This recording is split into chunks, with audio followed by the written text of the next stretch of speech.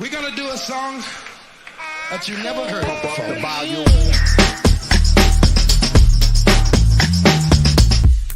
Here they come and get wicked.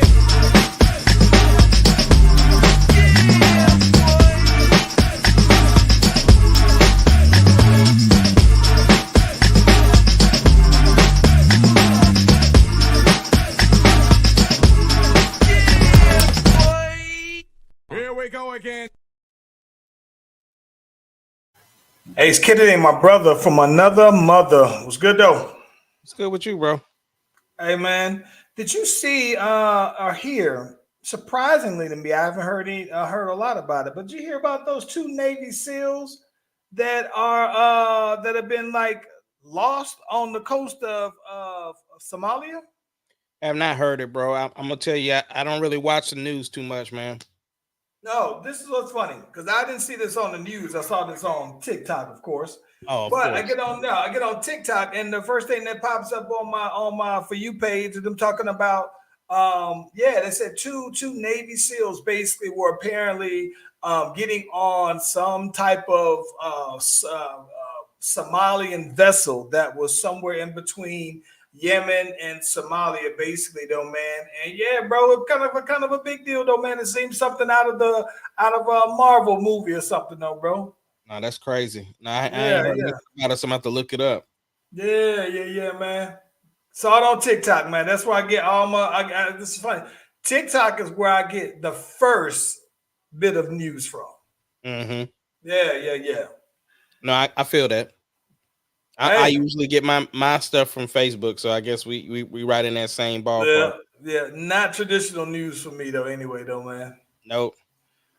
Hey, man, we got some things to get into though, broski. All right, let's get it. Let's do it.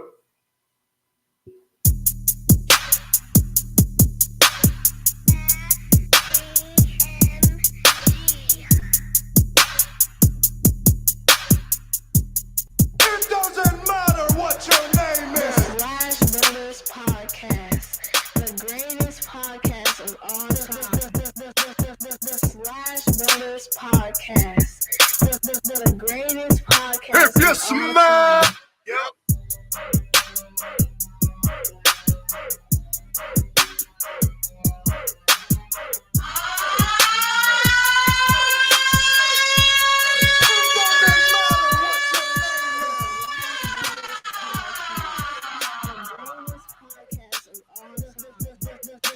The Slash Brothers Podcast, the greatest podcast of all time.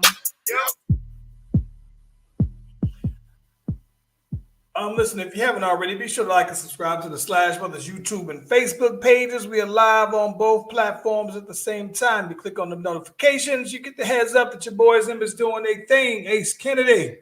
Hey, listen, you know what else? Who I found, bro, and started following because of TikTok, bro. There's this congressman, a congresswoman out of Dallas area, though, man. This from Texas, Jasmine Crockett, bro. And I saw I saw her going off on this hearing that people have about Hunter Biden, Hunter Biden, and she is basically just going ham on it. I said, ooh, saw it. I was like, oh my gosh. And what I think that was dope about it, though, bro, is that she is every bit of a sister. Where when I saw her talking, I saw every single black woman I know, bro. And when I actually sit there and watch that, though, bro, I was like, yo, I would totally vote for her, though, bro. If she was in my area, though, man, as a congresswoman, I would totally. You talk about representative and somebody looking like you, though, bro. She looks like every woman. And sound like every black woman that I know going ham on that though, bro. Oh my God. What you think about him showing up to them trying to vote on him, I guess, or whatever, but he didn't like respond to the hearing that they were gonna do on him? You know, so okay. I'm inclined to believe, bro, that they are basically trying to go hard on him. And I still don't understand what it is that they're going after him for, but they are really pushing it really hard. And I think that they're kind of deflecting, right? Because I think that what she is saying, right, Jasmine Crockett is saying is, listen, I'm gonna need y'all to have this same kind of energy when we talking about this insurrection of January 6th. And then, let's talk about that. When some of your people was out here hiding, right? They was going at the direction from your president, right? And then your constituents on over here, when the people came through there at the advisement of that of 45. All y'all over here that's out here kikiing and going after this man, all y'all was all over here hiding. Listen, she says that specifically, bro, and I was dying laughing. So listen, I said that to say, I don't know what it is that I don't know what they're so interested in. I think that they are very interested in, I think that his dealings with, I'm assuming dealings with other foreign countries.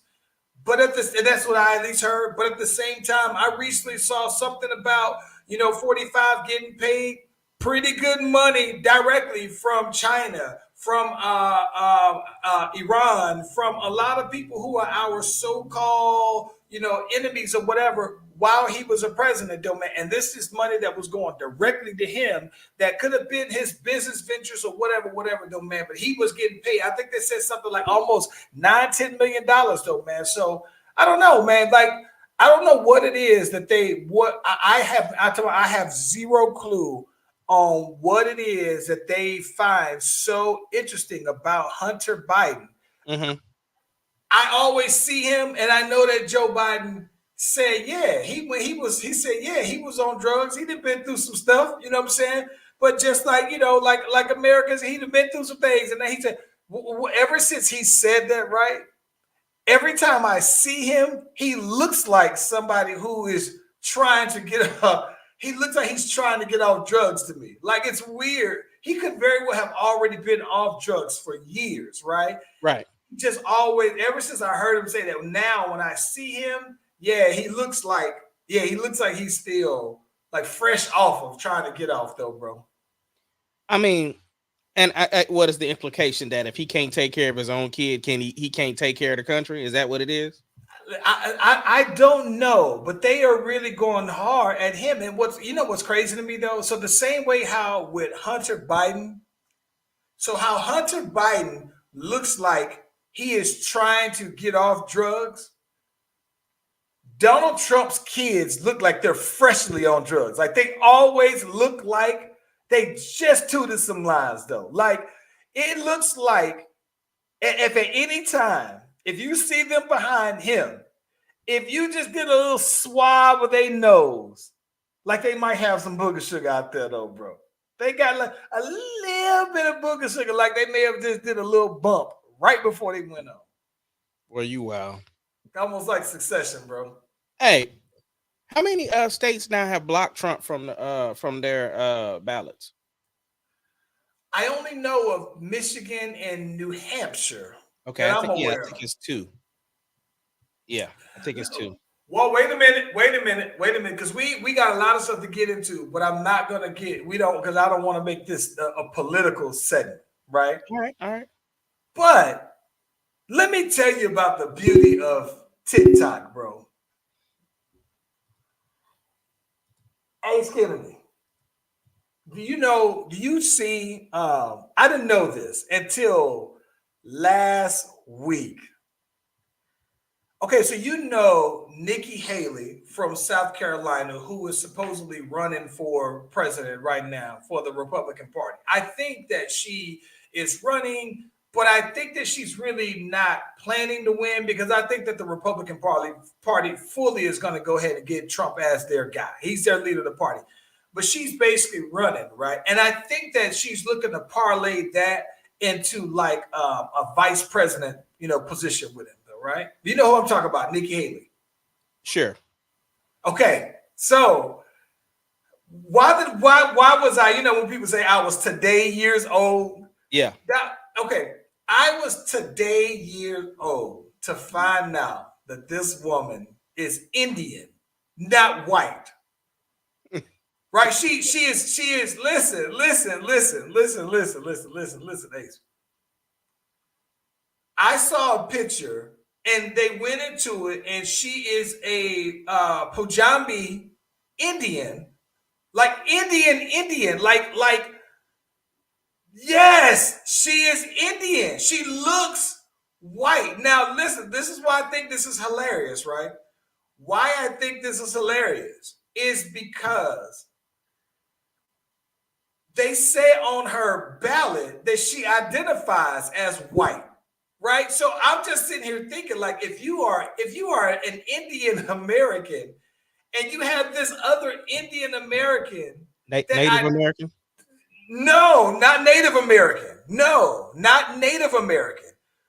This is Asia Indian, New Delhi Indian, Punjabi Indian. That's her parents. There's a picture that somebody found of her when she was little, and her daddy has the turban like Nick Cannon, and her parents look. And I don't know how she ended up so light that she looks white, but I'm not gonna lie, she looks very much like she is a white woman.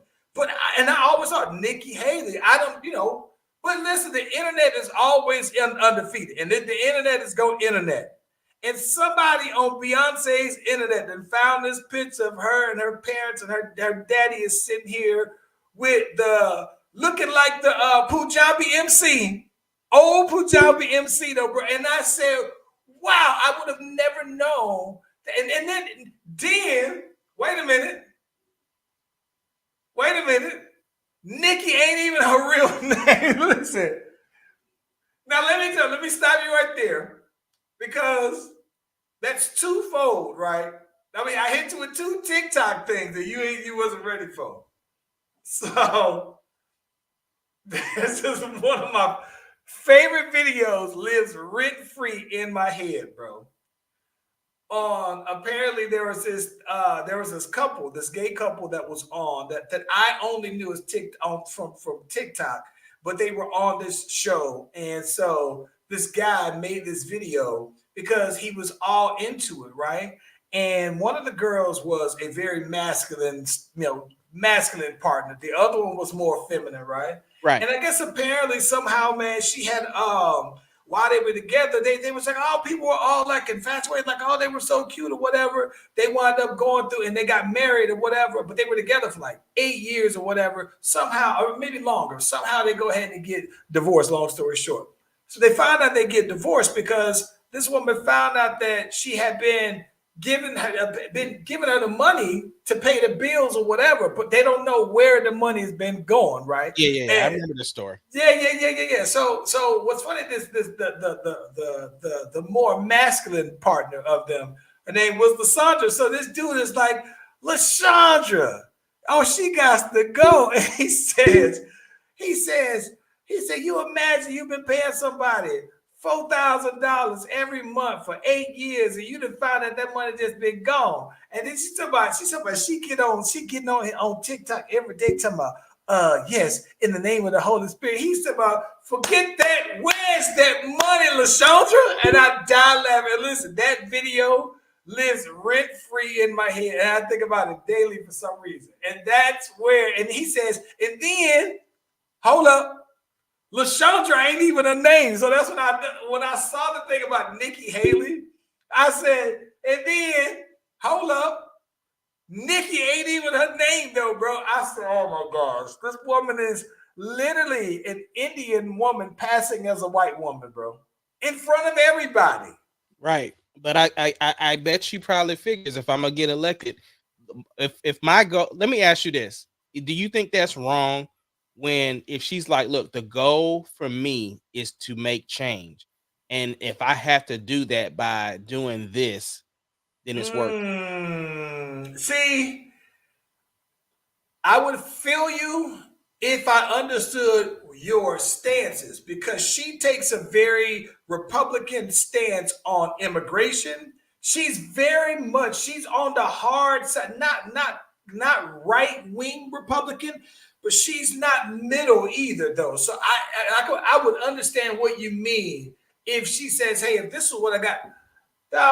Ted Cruz is the same way, bro. Ted Cruz, Ron DeSantis, all of them are that same way. I think that if you didn't know better, even though his name is Ted Cruz, you wouldn't know that Ted Cruz is a Latino, right?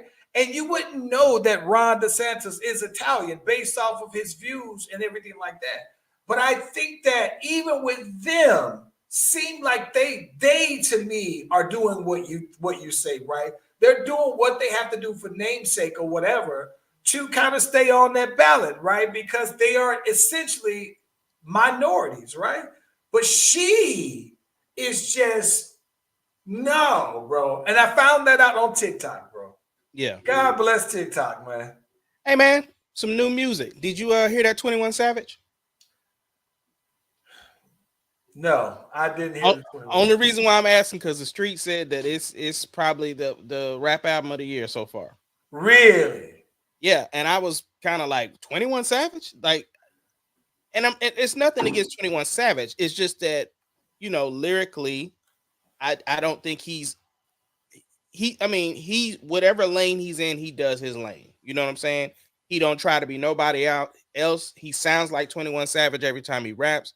So I think that I have nothing against 21 Savage. I'm just saying when you stack him up with some lyricists though, like when he had the Drake and 21 album, right? People were saying Drake was just rapping around him.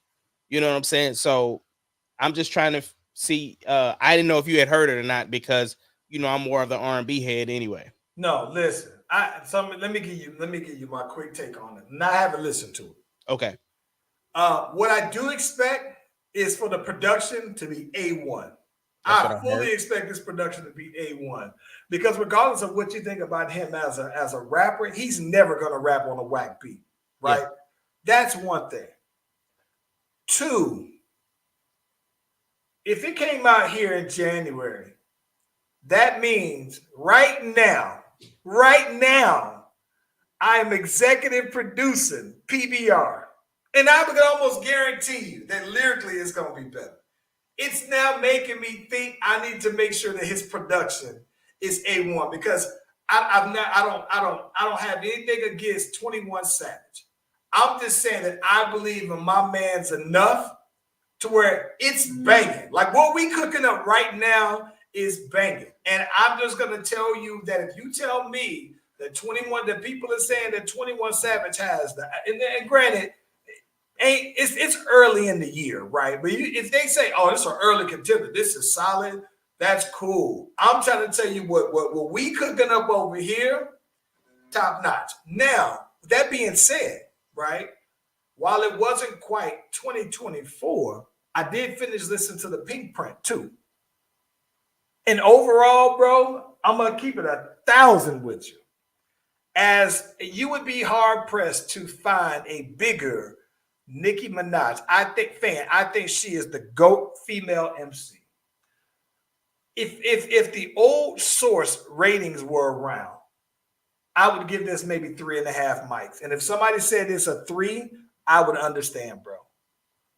I haven't listened to because I'm in a space now where I don't have the opportunity to listen to a lot of music. So when I do listen to something, I'm selective on it, but it's Nicki, so I gotta listen to it though, bro. And I gotta be honest with you though, man. I can't help but compare her stuff to the other women that are out there that got these big songs. And when I listen to it though, man, she may have two big songs where I think they're big. But I don't think that they're bigger than some of the big songs, right? In fact, my favorite song on it is one of the songs that's one of the big. My favorite song on there is she got this song with Wayne and somebody else called R&B that I think is fire. Fire song, but it's not like a commercial kind of song. But I didn't listen to 21, but I finished listening to the Nicki. And when I say finish listening to it, I like to listen to it, a few times over just to make sure that I'm hearing everything and all that. But when I listen to it though, bro, it's almost like she got the names as far as the features go. Mm-hmm. But outside of Wayne, I don't even think that she got the best version of them. Like she got a song with Future that I think is just meh. It's okay. She got an okay verse from Drake. You know what I'm saying? Like it's not whack, but it's not the craziest I've heard. She got J. Cole has been killing everything, everybody on their track. She got a song with him that I think is just man, and maybe she got the J. Cole before he was killing everybody, bro. But nah, listen to it though, man, and very, very disappointed though, man, because you and I talk, Megan coming, what I'm saying, Cardi still coming. And for as much as people, dislike, Sexy Red is pretty hot right now to the teens. You know what I'm saying? Like Yeah, I heard her album wasn't that great though. I listen. I don't listen to. I don't listen to her music enough. I just know that in Black pop culture, she is very relevant now. True, but I still heard the album wasn't that great. Yeah, I listen. I don't. I'm gonna be completely honest. I don't know how you could listen to 10 songs of Sexy Red and have high expectations. Like I didn't listen to Glorilla whole album. I only listened to a couple of songs. But I think that but even Glorilla is starting to put out new music and everything. And it's weird because I think that I can only really listen to like a few of those kind of artists songs at a time. But Nicki's though, what I was specifically listening to is that if you tell me that it's Pink Print 2, I'm expecting it to be as good as Pink Print 1, which is a classic album. Not just classic female, it's a classic album. And when I listened to it though, man, I think that I was just, I'm not gonna lie, I was just disappointed in the lack of true bangers. Like it's some cool songs on there, but the first time I listened to it, I gave it a minute each song. And I was like, no, this ain't it though. Went back and listened to it a second time, all the way through bar for bar. And she's talking that Nicki talk, you know what I'm saying? And there's some times where I think it's cool, but as a project though, bro, it's a swing and a miss. And the bad part about it is that she's rapping though, bro. Like she is really rapping. And it wasn't for me though, bro. I was disappointed. It hurt my heart to say it too. I haven't finished it yet. I'm still in the same spot. I kind of bounced around. What about friend of the show, The Game? Did you hear his new project? Didn't listen to The Game either. Like I said, so it's always tough because the way I look at it for me is that like when I'm in artist mode, I block out a lot of people's music. But then because I'm working very much on the PBR project though, man, I'm in artist mode. So I'm looking at and it's a little bit more pressure than artist mode because I'm executive producing his, right? So it's like it's the whole motion of his playlist. It's every single thing. And so I'm so into his that I'm actually not stashing beats for myself for him. Like I'm giving him the best of the best that I think anyway, though. So I haven't really had time to listen to a lot of people. That's why I didn't listen to the 21. But now that you mentioned that, I'm looking forward to checking it out, though. I will say I listened to Omarion's album, and it was good. It was good. I still didn't listen to I didn't listen to the recent Chris Brown yet. 11:11. Yeah, I ain't finished it. I started it, but I ain't finished it. I don't even know how I finished the Omarion album, to be honest. Let me ask you this though, bro. I hear some Chris Brown songs on the radio, right? Mm-hmm. What do you think about when Chris Brown is singing on the Afro beats? I like it. I think I do too, bro. I don't know why. I kind of didn't like it at first. And it didn't take long for it to grow on me, though, bro. I think it's because it sounds different, right? Like we've heard Chris do the singing rap thing, and I think the last project showed that the audience was looking for something different from him. Yeah. So I don't know. I need to listen to the 11:11, but yeah. Yeah, I do like that it's a different sounding Chris Brown. Like we always say, if you put on a Chris Brown song, I got an idea of what he's going to be talking about. And maybe even now he's talking about the same things on those songs. It just feels different to me though. But I like it though, man. Yeah. Yeah. Let's jump into some football, bro. I see that Travis Kelce's brother's retiring. He said he hanging it on up after that Eagles loss. The Eagle, listen, bro.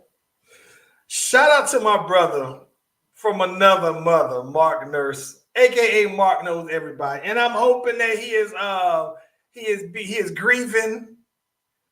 Because listen, bro, I had been telling him. I sent him a note a couple of weeks ago, and I said, bro, the Eagles are stupid. The Eagles are just stupid. Like my team is just sorry. And I don't want to just dump on your team, but I think the Bears are also sorry, right? This year. I mean, you ain't dumping on my team. But I'm just saying. I don't want to I don't want to feel like I'm just bringing down your team just because my team's sorry. I knew by week 3 that Derek Carr wasn't it and my season was over with. But that gave me the opportunity to just watch other teams, right? So when people try to say, especially when we go get into these Cowgirls, and when they say, oh, all you do is just talk about our team, blah, blah, blah, blah, blah. It's like, no, I'm a fan of football. And I think that this season, more than any other, in recent memory, allowed me to just watch football and appreciate it holistically. But the Eagles, though, bro, this is the one thing that I've learned about the Eagles. And they're talking about firing their coach, right? These fans are. I saw somebody dump popcorn on the coach. A fan dumped popcorn on the coach when he was walking out in Tampa. He walking under the runway, and they dumped popcorn over there, told him to get out of town. Which for me, I'm running up in the stands though. At that point, I'm going Ron Artest. I'm going that boy Stack 5. I'm running up in the stands.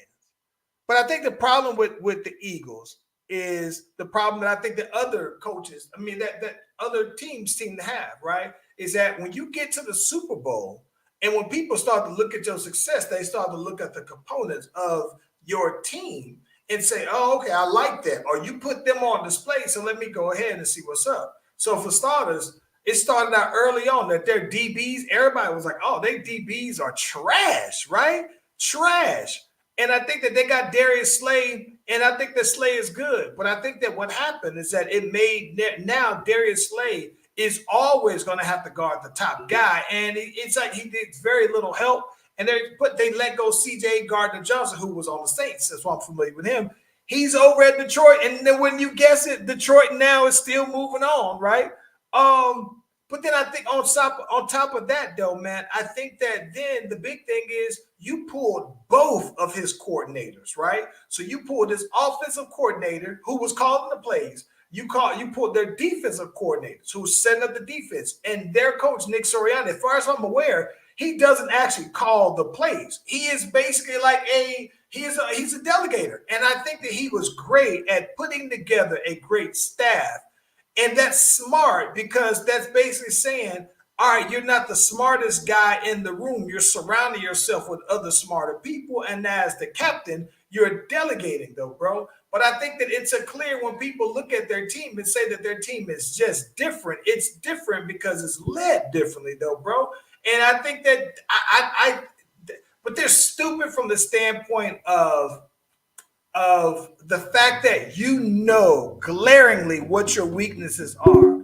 And I just don't think that they address them because I don't think that they have the staff that would be able to make the adjustments and address them. So that's the same way how offensively and how defensively, they just kept getting beat. They kept getting all the pressure on Jalen Hurts, and they never made the adjustment. They run the exact same blitz on them all game long and never made the adjustments. But the staff was just different, though, bro. And that's why I think that they're just stupid. They have all the talent on the team, but it was just stupid, bro. It's just they had no business losing like that. Well, they ain't lose as bad as Dallas, bro. Let's talk about it. Let's talk about it because I couldn't wait for this one. The Dallas Cowboys have fallen yet again. And this time to, what's Love's first name?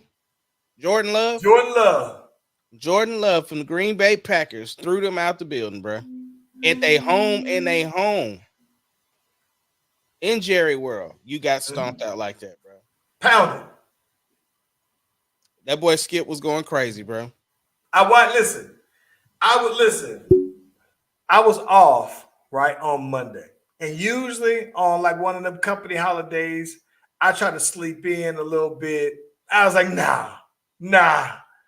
I'm getting up early on this day. Because I saw on TikTok the night of the game, Skip had threw the jerseys in the trash again. Last time he did this was the Dak or the Ezekiel Elliott jerseys or whatever, right? And so I was laughing. I said, nope, I'm trying to get there early for this one. I want to get there early. I'm sitting here in front of my TV, 9:30 on the dot, with my coffee in my hand, just smiling from ear to ear, though, bro. And I absolutely loved it, though. Yo, did you see First Things First, bro? That big old F that they brought out? Oh, my gosh. I saw all the shows. I literally was locked in from 9:30. I wanted to see what Shannon and Stephen A said. I wanted to see what Skip had to say. I wanted to see what Michael Irvin had to say. I wanted to see what Keyshawn and Sherman Williams had to say. I wanted to see what the boys from First Thing First had to say. I wanted to see what Colin Coward had to say. I wanted to see what Pat McAfee and them had to say. I was about to say, you ain't mentioned my boy yet. No, I wanted to see what Pat McAfee wanted to say. I wanted to see what Speak For Yourself had to say. I was locked in, and it never got old, though, bro. I was literally smiling the entire time, though, bro. I need to check in and see what Charlemagne said. That's what I need to do. Listen, here's the reason why, right? This is the reason why I think that it was so poetic justice about how it never failed. And I tried to explain this to somebody. It never fails, right? That I would like to think that as a Saints fan, that I have realistic expectations. I looked at Derek Carr after 3 games and said, nope, he ain't it. And if you don't got it there, right? If he ain't it, if you have a historic defense, if you got some things like that, there are some scenarios where you could overcome bad quarterback play. But he's the highest paid player on the team because he's taking the ball for the most. He has the most snaps. He's touching the ball. He influences the game the most. So I looked at him and said, my season is over after 3 games. I was very realistic. And it didn't matter if we won the division. It didn't matter if we win it. I knew he couldn't beat any of the other guys, right? Realistic. Bruh. When I saw that they was talking about Dak Prescott is an MVP candidate, and when I'm realistically saying, who exactly are y'all playing then, right? Because when you think about it, they got blasted by the 49ers, right? They got blasted by the times that they played good teams. Aside from the Eagles, because again, you look at it, the Eagles had already started losing 6 of 7 of their last games, right? They were already imploding, right? The Eagles. You lost to the Cardinals, right? You only beat the sorry teams, all the sorry teams. So that means to tell me that you are good. You are really good at beating sorry teams. Like if you were to tell me that the Dallas Cowboys would in the Super Bowl would play against the Carolina Panthers or the Jets in the Super Bowl, bro, if they were going to play against this Tennessee Titan, I would tell you that the Cowboys are going to win, right? But I think that the part that got me the most is I think that the Dallas Cowboy fans realistically just forgot about the last 28 years, right? And just said no. I heard people say this is going to be a historically great defense, despite Stephon Diggs getting hurt early. I heard people compare Micah Parsons to Lawrence Taylor. They had the bro from who had the record for most pick sixes in the season. He was cold. He was out there doing his thing. Then Van Der Esch got hurt again, and they said, "Oh, he getting old anyway. We ain't need him. We good. We still on board." That was it.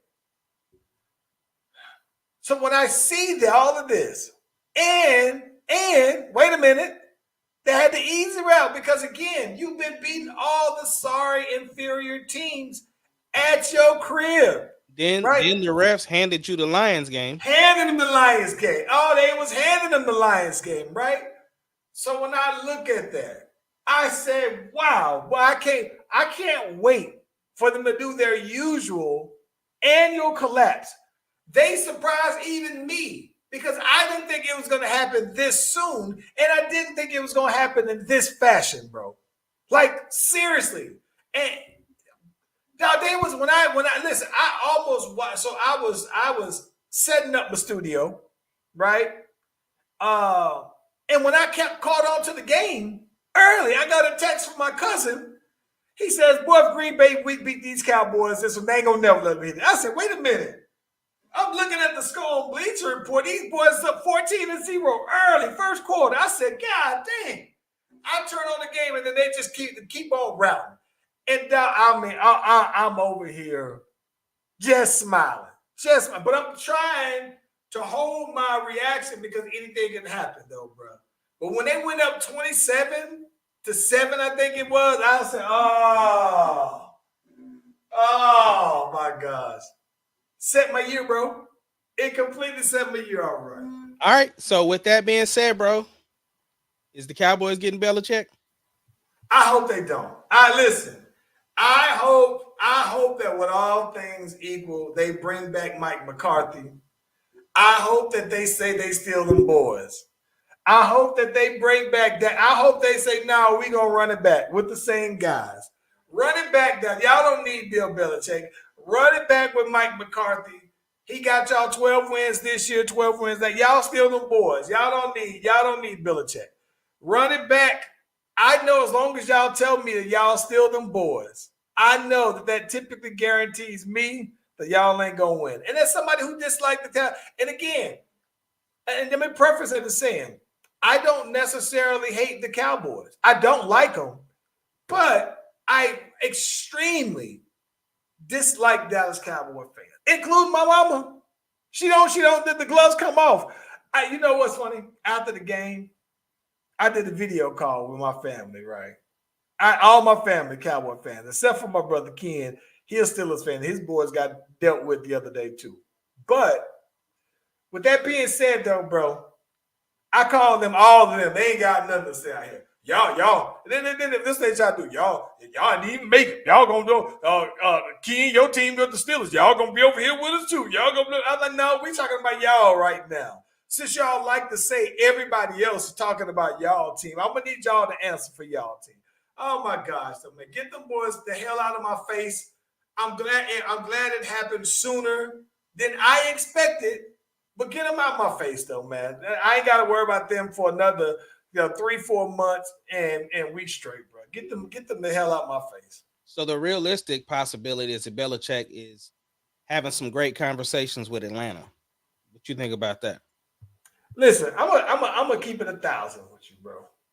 As a Saints fan, I don't care. I mean, listen, I'm gonna be honest. I like Belichick. I think that Belichick should bring some stability. This man is 78 years old, right? He come on, he's like 78 years old. Realistically, if we're being honest, I'm not that impressed with Bill Belichick without Tom Brady. If you're telling me he gonna bring Tom Brady to the Falcons, then maybe I might be nervous. But I'm not afraid of Bill Belichick with the Falcons. And listen, they don't have a quarterback still. So maybe even if they keep talking about they might try to go after Justin Fields. And for the record, bro, I think the Bears should get rid of Justin Fields and get Caleb Williams. But I'm not afraid. And listen, I think it would be good for the Falcons, right?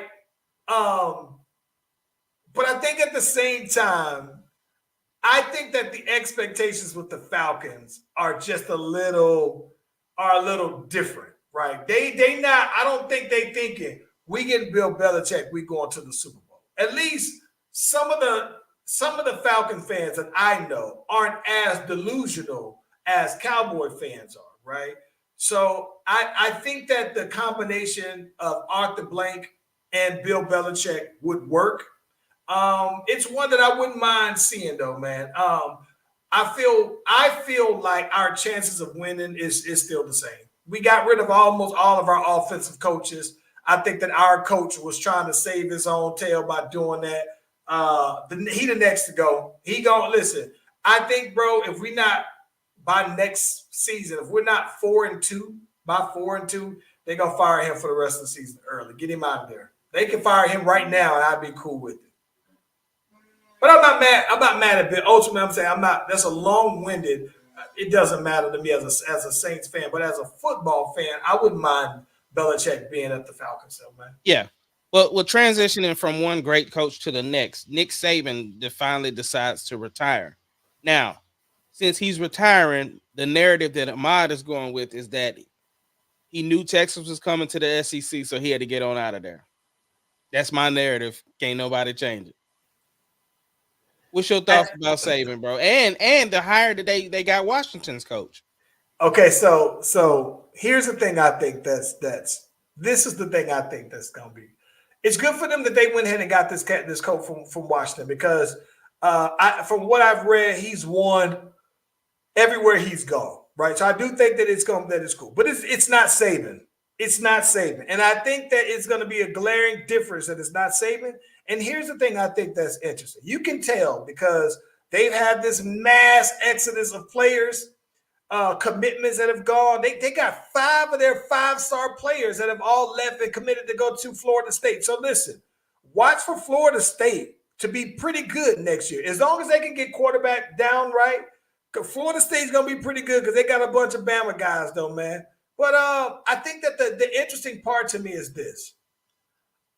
I think that the one thing that I would have wanted to see Nick Saban do, and you can tell it wasn't a planned thing, is that I honestly think I like how Bill Belichick, how he had a plan. All right, he's going to retire, and they're going to make Gerard Mayo the coach. That was the plan if he was going to retire. I think that what Bama should have done was had a contingency plan to say, all right, if you retire, this guy, whether it's your offensive coordinator, your defensive coordinator, whatever, we're going to go ahead and make him. I think that provides you some stability to your program because now, man, you got everybody leaving that thing though, bro. So right, they went after Sark. I like the Sark and his wife staying out there in Texas. Listen, I just don't think that Bama is. I laugh. I say, yo, Bama is about to go back to the Mike Shula days. And I don't think that they're going to go back to the Mike Shula days. Those are the days that I don't think that people from Bama quite remember. They had some all right teams, but Mike Shula they got him up out of there because he didn't win them championships. But I don't think that Bama, as the people in the present day know it, is going to be the same. And to me, if anything, that opens up for Georgia finally to be the new Bama, right? And in terms of recruiting, I don't. And here's the thing. Let me ask you this. All right. As a Texas fan, does playing in the SEC feel a little different without Bama being Bama? Like, is beating Bama the same as beating Bama with Nick Saban? To me, it doesn't matter because we beat Bama with Nick Saban. So that doesn't bother me that we're not playing that Bama anymore because we came over to the SEC with the expectations to win. So my thing is now whoever the top dog is, so if that's Georgia, then we going after them. Listen, man, I mean, ultimately, right, we would have to win the SEC, we would have to beat Georgia. I think that beating Bama is just a little bit more sweeter by beating Saban. Like, it's not just beating Bama. It's beating Saban to me, though, bro.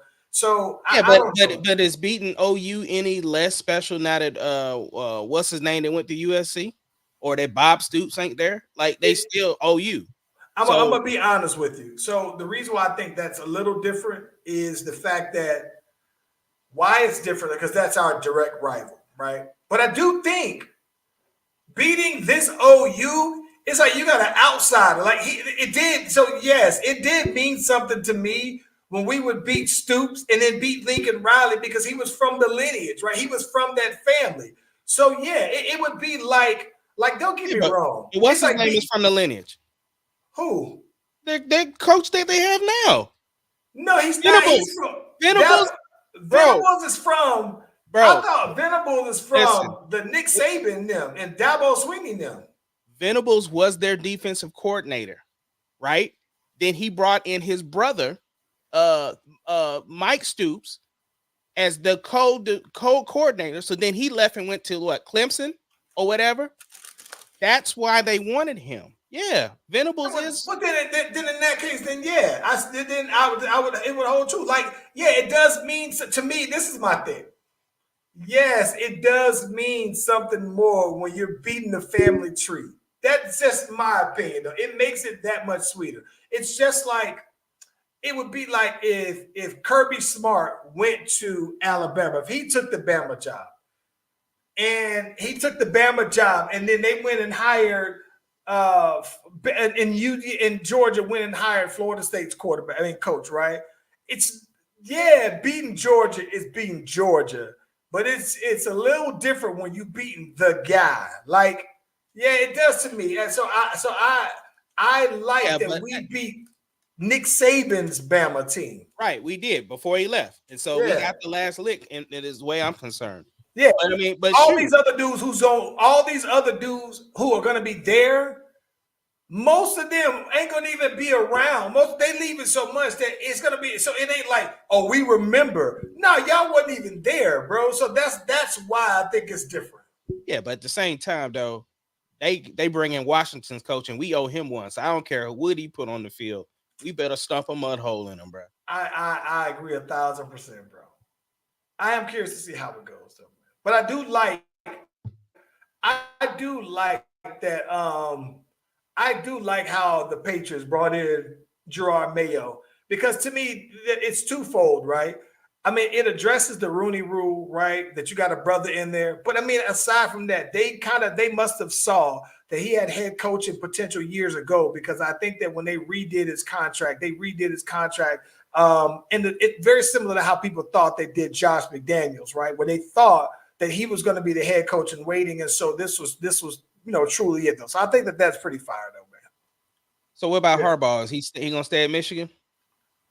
Harbaugh had an interview at the Chargers, and I'm gonna be honest with you. I think though, even though he's interviewing, if you're interviewing, that means you're interested. And so to me, I think that all right, mission accomplished. You done won the championship at Michigan. Listen, I think I'm gonna keep it a stack. I'm happy. Shout out to my other brother Courtney. Yeah, I was gonna give Courtney his props after we finished talking about it. He told me this year feels different, right? This year feels like no, this is our year. Let me tell you, if Harbaugh leaves Michigan, they in a worse position than anybody, right? Because you think about it. They're in a worse position than Alabama because now he's going through like at least, Nick Saban then left. Boom, they went ahead and made their hire right then. So it's like now that if Harbaugh leaves, it's like they're behind the 8 ball on the coaching. But not just that though, man. Expect the same thing. All of those guys who came there to play for Harbaugh, they didn't just go. They didn't want to just go to Michigan. They want to play for him. So I think that, listen, Michigan goes back. They go back to being the redhead stepchild to Ohio State, man, if they lose. And so that's why when all of these fans for Ohio State was calling for Ryan Day to get fired, it's like, bro, just wait. He's going to be back as the number 1 team. He's going to be, to me, I think he's going to be back beating Michigan because I just don't think that Michigan is the same Michigan without Harbaugh, though, bro. So if I'm Harbaugh, though, I go to San Diego. If the bread right, I go ahead and make that move. I keep calling them San Diego, LA. I know what you meant. Yeah. Yeah. What else we got, bro? Yo, I know you've seen it by now. Okay. Stephen A. Smith, Jason Whitlock. Yeah. Pipe bomb, right? We didn't talk about this last week, did No, we didn't talk. This happened after. I think this happened the next day, right? Okay. So Stephen A. Smith went in on like a 45-minute rant, tirade, soliloquy, whatever you want to call it, about Jason Whitlock. Now, this is the funny thing. I've heard that Jason Whitlock is probably one of the worst of the worst. I haven't seen him on TV like that in years. I think, if I'm not mistaken, he was on Fox in the spot of Speak for Yourself, right? He was one of their original hosts when they revamped everything from Fox, and they got a bunch of people on over. Like when they launched Fox Sports Net, I think he was one of those people who they brought over to help, get everything situated. But I've always heard bad stuff about him. But the one thing about it that I never appreciated about him is I never appreciated that he kind of had that Candace Owens feel, right? Where it always felt like, to me, I think that Candace Owens always seems to have a platform, because I've always felt like I'm gonna play a race card here. No, just say it, bro. But I think that if there's some black people that need to be talked about, she was gonna talk about. Yeah, if there are some black people that need to be talked about, or if there was somebody who felt who if there was a black person who had something negative to say about black people, I think that some white platforms would say, well, we can't say it without getting in trouble, but we got somebody, one of theirs, who will speak to it, right? And I think that was always the play with Candace Owens. I think that to me was her popularity. That was her lane. I think that Jason Whitlock was very much the same, where he always had something to say about, and mind you, I mean, listen, football, the majority of the players are black. Basketball, even more of the majority are black. So I understand that, hey, it's an easier target if that's what he's doing. But I've never, very rarely have I heard him say something positive, say something that's meaningful, fruitful, beneficial about a black athlete, about black issues and everything like that. And then come to find out, here it is, there's all these, industry dealings or whatever that people have said. And I think that apparently Stephen A. Smith had his memoirs, where Stephen A. Smith always tells this story about how he went to a tryout for North Carolina State, right? And how he went out here, though, man, and made 17 threes in a row. I know the story so much that it feels almost like the Al Bundy story of scoring 4 touchdowns in the game, right? So he comes out here, he shoots 17 threes in a row, makes all the threes. Said, I've never had a better shooting day ever. Since then, not before or after, he gets offered a scholarship right on the spot. So then Jason Whitlock is just coming out here dumping on him. Bro, seriously. What he's like, calling it a lie, basically saying, Stephen A. Smith, I guess he had been doing these things, poking the bear for years. So Stephen A. Smith says, that's it. I'm going to go ahead and unload on you one time, that's it. Goes in on him, and it is crazy, because it's always funny to me when you see somebody who is so very PC for TV and you see them go off script and they're cussing, right? So I'm sure Stephen A. Smith has to cuss off camera. But when I saw him on camera, it felt a little weird, right?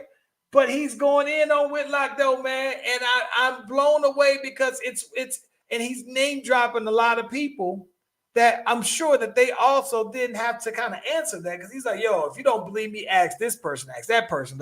He has this. His resume isn't so great in the industry and whatnot, though, bro. But this is my thing. My question to you is this, though.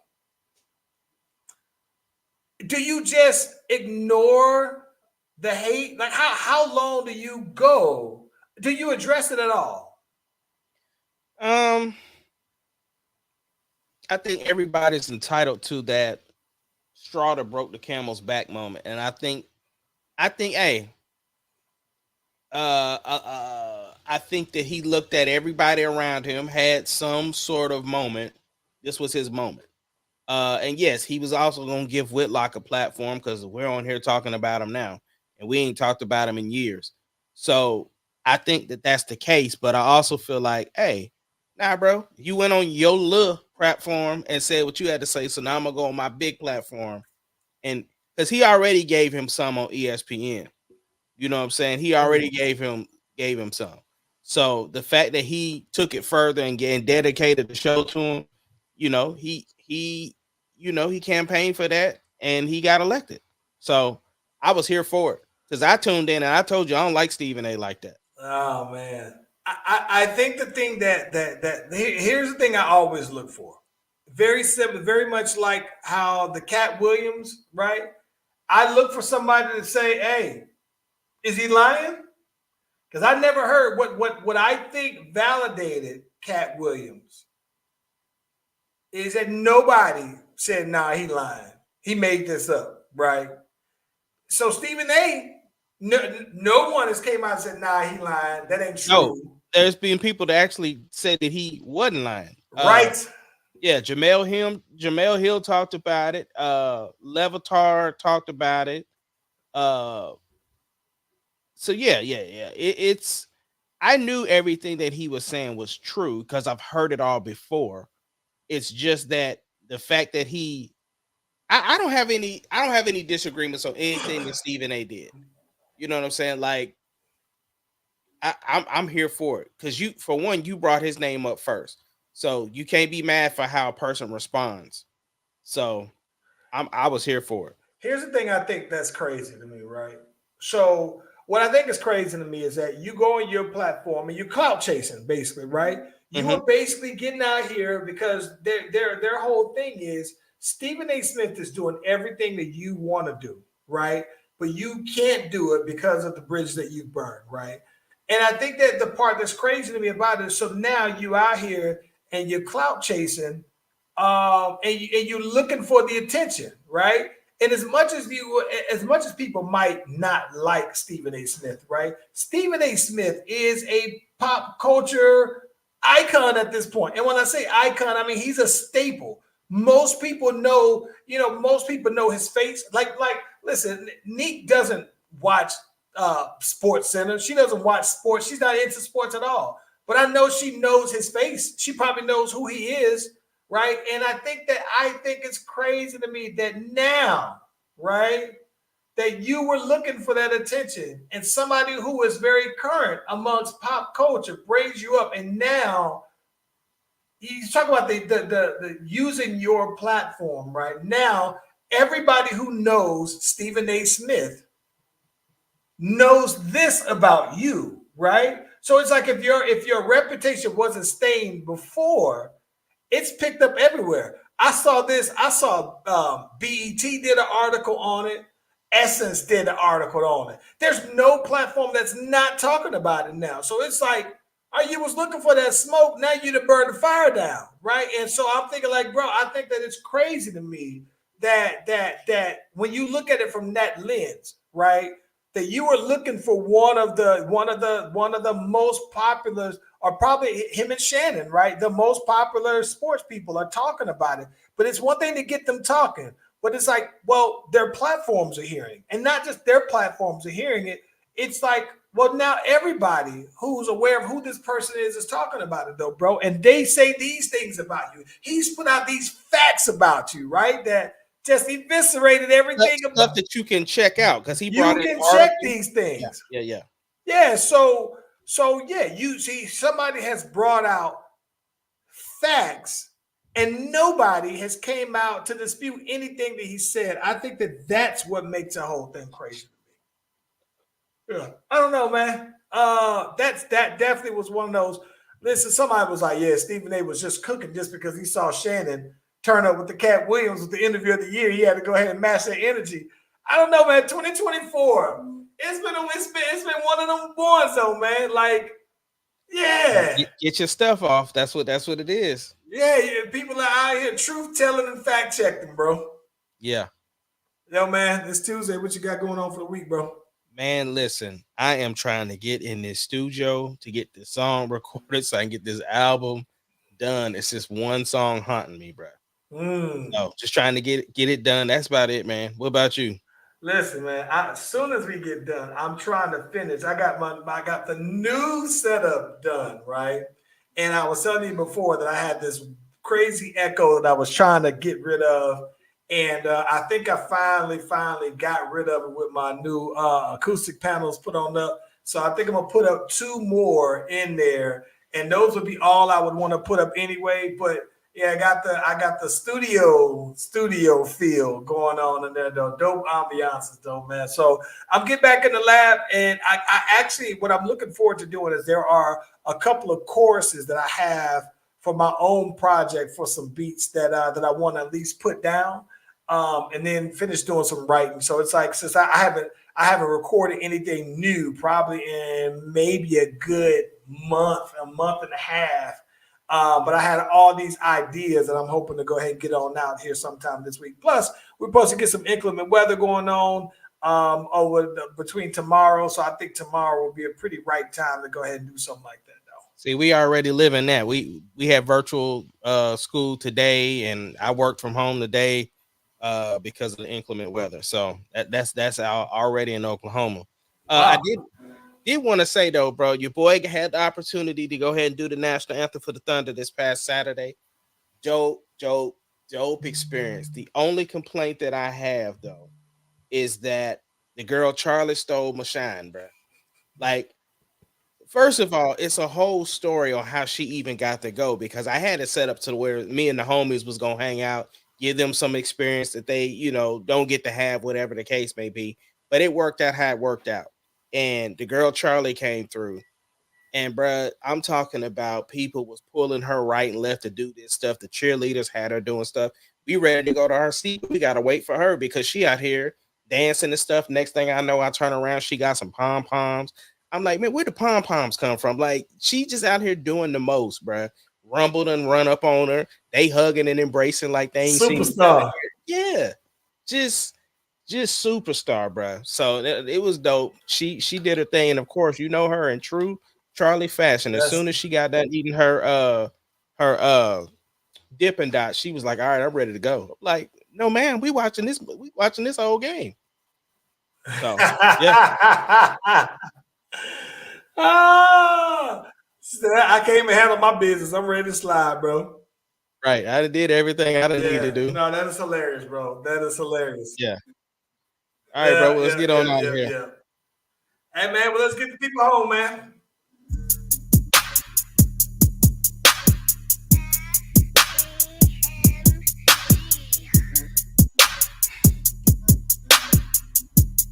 It doesn't matter what your name is. Slash Brothers Podcast, the greatest podcast of all time. The Slash Brothers Podcast, the greatest podcast of all time.